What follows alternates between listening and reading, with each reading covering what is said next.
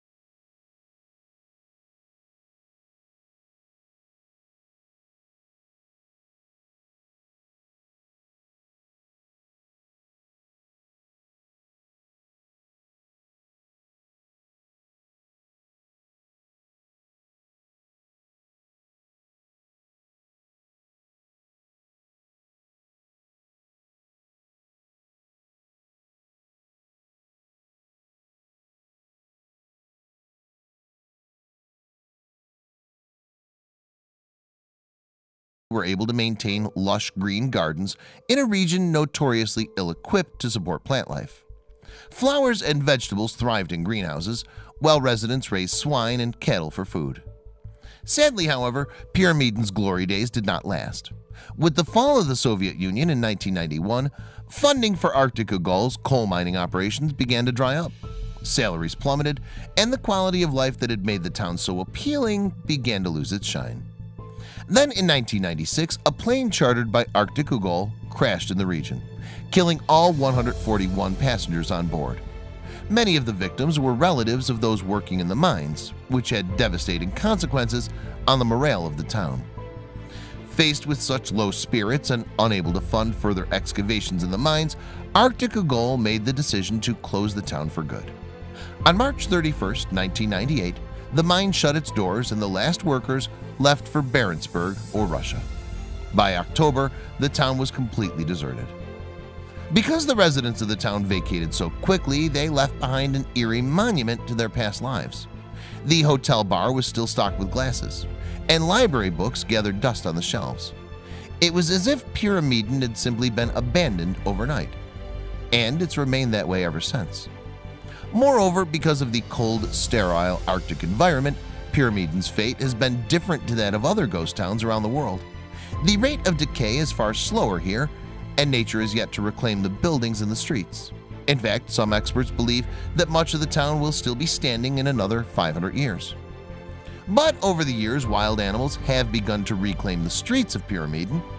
Aside from the occasional parties of workers sent to scavenge equipment from the mines, Polar bears, seals, and reindeer were the only signs of life here for many years.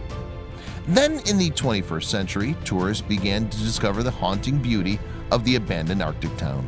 Arriving by boat or snowmobile from Longyearbyen, they roamed freely around the site, often leaving vandalism and destruction in their wake. In 2008, Professor Vadim Prudnikov of the University of Ufa, Russia, became one of the first residents of Pyramiden in over a decade. His job was to take visitors around the town, and indeed Pyramiden has slowly become a popular destination for those seeking a rare, intimate glimpse into Soviet life. 5 years later, in 2013, the town's Tulip Hotel opened its doors once more. Once again, visitors had the chance to spend the night in Pyramiden. But although the streets are busier now than they have been in years, the chances of the town returning to its former glory are slim. Pyramiden has a particular spirit, Prudnikov told Smithsonian. I don't think it will ever be restored, and neither should it be.